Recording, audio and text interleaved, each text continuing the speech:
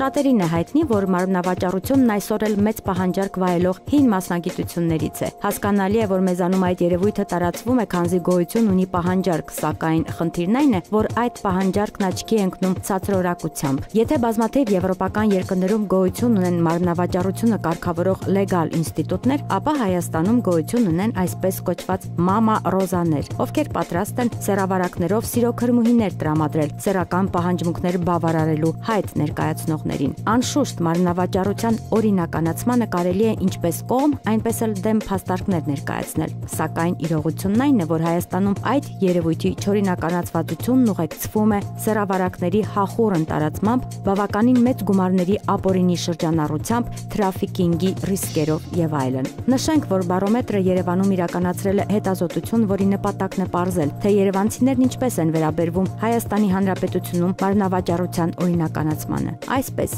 ինչպես եք վերաբերվում Հայաստանում մարմնավաճառության օրինականացմանը հարցին, հարցված երևանցիները պատասխանել են հետևյալ կերպ. Կտրականապես դեմ եմ 74.1%, ինձ համար միևնույն է 9.4%, կողմ եմ 15.2%, դժվարացել են պատասխանել 1.3%-ը։ Պետք է նշել, որ հետազոտության արդյունքների մեջ առավել ուշագրավ էր պատասխանների բնույթն ըստ հարցվողների կրթական մակարդակի։ Պարզվում է, որ մարդկանց կրթական մակարդակի բարձրացմանը զուգահեռ նկատվում է այդ երևույթի օրինականացման գաղափարի կողմնակիցների աճ։ Սա միգուցե վկայում է այն մասին, որ մարդիկ ավելի լավ են պատկերացնում իրավիճակը, ավելի սթափ են նայում իրականությանը, խուսափելով կարծրատիպային մոտեցումներից։